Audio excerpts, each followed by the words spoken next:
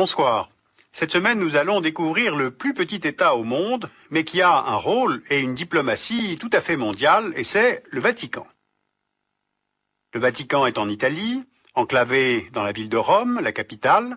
Son nom vient de l'une des 7 collines de Rome sur laquelle il est situé. La cité du Vatican, c'est d'abord la basilique Saint-Pierre, construite sur la tombe de Pierre, à qui le Christ avait confié la tâche de bâtir son église, est mort en martyr vers 64. La basilique acquiert sa forme actuelle à la Renaissance, avec notamment les architectes Bramante, Michel-Ange. C'est la plus grande basilique au monde. Sa construction commence en 1506 et elle est consacrée en 1626 par le pape Urbain VIII. La colonnade ornée de 140 saints de marbre est due au Bernin. Elle s'ouvre sur la place Saint-Pierre et la basilique est entourée par la cité du Vatican proprement dite. On y trouve les appartements et le bureau du pape et de ses collaborateurs. On peut repérer à gauche la salle des audiences et le palais du Saint-Office. Et dans les jardins, qui occupent presque la moitié du territoire, le palais du gouverneur. On y trouve aussi les musées du Vatican, une bibliothèque de plus de 60 000 volumes, 100 000 gravures et cartes, notamment la très belle salle des cartes, et bien sûr la célèbre chapelle Sixtine peinte par Michel-Ange. L'État du Vatican dispose d'une armée, c'est la garde suisse, qui est reconnaissable à son uniforme de la Renaissance, multicolore. La garde ne recrute que des Suisses catholiques pratiquants, âgés de moins de 30 ans, et prêts à se mettre au service du Saint-Siège pendant 2 ans. Sauf que cette garde suisse n'a pas pu empêcher le massacre de 147 gardes lors du sac de Rome par les lansquenets de Charles Quint le 6 mai 1527, ni lorsqu'on a tiré à bout portant contre Jean-Paul II le 13 mai 1981. Le Vatican dispose aussi d'une gare, d'une station de radio qui émet en 33 langues, d'une imprimerie qui diffuse les documents pontificaux en 94 langues, un journal quotidien, l'Observator Romano, d'une poste qui émet des timbres qui sont très recherchés des collectionneurs, donc en somme beaucoup d'instruments pour la diffusion de la pensée de l'Église catholique. La monnaie en cours, c'est l'euro, mais le Vatican peut émettre ses propres pièces avec une face nationale. Il y a environ 1000 habitants au Vatican, mais on devrait plutôt parler d'administrateurs religieux et laïcs, puisque personne ne vient naître au Vatican. C'est d'ailleurs le seul État au monde dont la citoyenneté est temporaire, car directement liée à la fonction qu'on y occupe. Dans Rome, l'État du Vatican est souverain aussi sur plusieurs édifices et églises, Sainte-Marie Majeure, Saint-Jean de Latran, Saint-Paul hors les murs, ainsi que sur le palais de Castel Gandolfo, qui est la résidence d'été du pape, située à 25 km au sud de Rome. Depuis 2005, il y a un nouveau pape, Benoît XVI, c'est le 265e pape, mais c'est le premier d'origine allemande depuis 482 ans, et c'est la conséquence de l'éclatement de la Réforme au début du XVIe siècle. Contradiction intéressante, le pape doit assurer sa primauté spirituelle en tant que chef de l'Église, mais pour cela, il doit aussi être un chef d'État temporel pour ne dépendre d'aucun autre souverain. Au 8e siècle, après avoir soutenu puis sacré Pépin le Bref, roi des Francs, il obtient de Pépin des territoires autour de Rome, et de ce noyau romain, l'État pontifical va gagner au fil des siècles une partie de l'Italie centrale. Or, l'unité italienne qui s'opère dans les années 1860 lui enlève l'ensemble de ses territoires, à l'exception de Rome et de sa région, grâce d'ailleurs à l'intervention de la France. Mais en profitant de la défaite française face à la Prusse en 1870, les Italiens entrent dans Rome et annexent les derniers territoires pontificaux. Le pape Pie IX refuse alors cet état de fait, il se considère comme prisonnier au Vatican et demande en représailles aux catholiques italiens de ne pas participer à la vie politique. Alors ce différend entre l'Église et l'Italie est réglé en 1929 par les accords de Latran qui créent le Vatican en tant qu'État. L'État du Vatican constitue donc l'assise territoriale qui permet au pape d'exercer sa mission en toute souveraineté.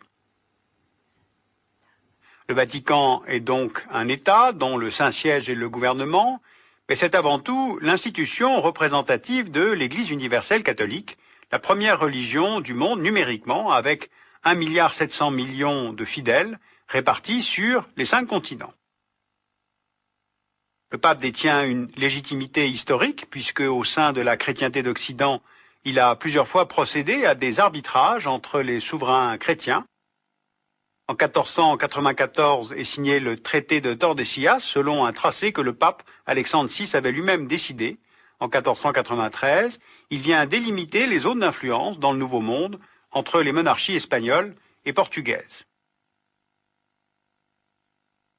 En 1979 aussi, l'Argentine et le Chili ont fait appel à l'arbitrage du Vatican pour régler la délimitation des zones maritimes dans le canal de Beagle. La médiation de Jean-Paul II a mis fin au conflit. Et puis le Saint-Siège a une importante action diplomatique.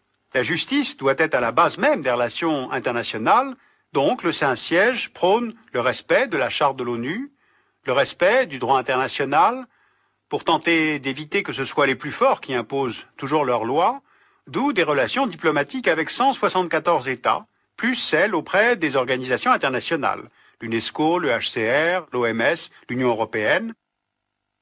Et cette action diplomatique s'est renforcée avec les voyages du pape. Jean-Paul II a contribué au rayonnement de la diplomatie vaticane en visitant 117 pays pendant ses 26 ans de règne. Avec quel résultat ? En Europe de l'Est, le Vatican a joué un rôle crucial dans l'effondrement du communisme. La hausse politique initiée par Paul VI a été amplifiée par Jean-Paul II, premier pape slave de l'histoire, élu en 1978, par ses nombreux voyages dans son pays natal, la Pologne, par son soutien financier à Solidarność, mais aussi un soutien politique au leader soviétique Gorbatchev. Et l'opposition du pape en 2003 à la guerre préventive des États-Unis contre l'Irak n'a servi à rien, sauf peut-être à ce qu'elle ne se fasse pas au nom des Nations Unies. Il y a eu aussi les rencontres d'Assise, initiées en 1986, voulant rapprocher les religions par un sommet des représentants bouddhistes, hindouistes, catholiques, orthodoxes, juifs, musulmans. Et le premier voyage d'un pape dans un pays musulman fut au Maroc en 1985.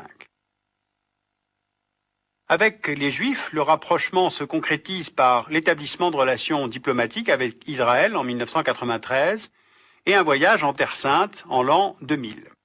Jean-Paul II, à Jérusalem, glisse un message dans le mur des lamentations et on dit que ce message vient au nom de l'Église demander pardon pour tous les crimes commis contre le peuple juif pendant les 2000 ans de christianisme. En revanche, le pape ne parviendra pas à se rendre en Russie. Le patriarche orthodoxe russe Alexis II reproche au pape d'envoyer des missionnaires en Russie et d'y établir de nouveaux diocèses. Il n'a pas pu non plus aller en Chine, où le Parti communiste s'inquiète de l'expansion de l'Église catholique, qui regroupe aujourd'hui quelques 15 millions de fidèles en Chine. Pour contrôler ce mouvement, Pékin a mis en place une association patriotique des catholiques chinois, que ne reconnaît pas Rome. Pékin voudrait aussi que le Vatican cesse de reconnaître Taïwan. Alors ce qui se négocie en ce moment avec le nouveau pontificat, c'est qu'en échange d'une visite en Chine de Benoît XVI, le Saint-Siège rompe ses relations diplomatiques avec Taïwan.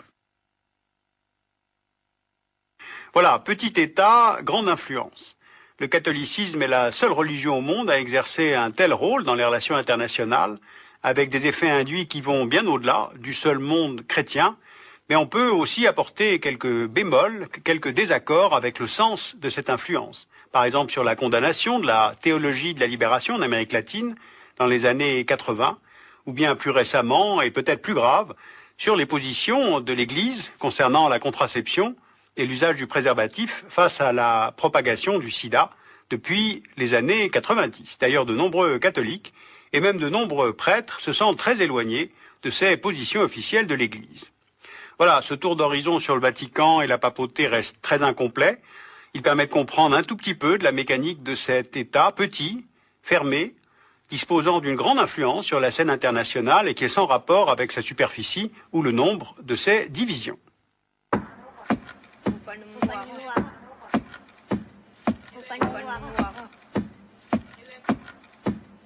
Vous pouvez lire Le sac de Rome de André Chastel chez Gallimard. Vous pouvez avoir une vision synthétique de l'histoire de la papauté en lisant le livre dirigé par Yves-Marie Hilaire au Seuil. Et puis une vision de l'histoire politique en lisant Les espions du Vatican de Napoléon à la Shoah par David Alvarez aux éditions du Nouveau Monde. Vous pouvez maintenant, je vous le signale, télécharger les émissions du Dessous des cartes en allant sur artevod.com pour retrouver ces références ou retrouver l'émission.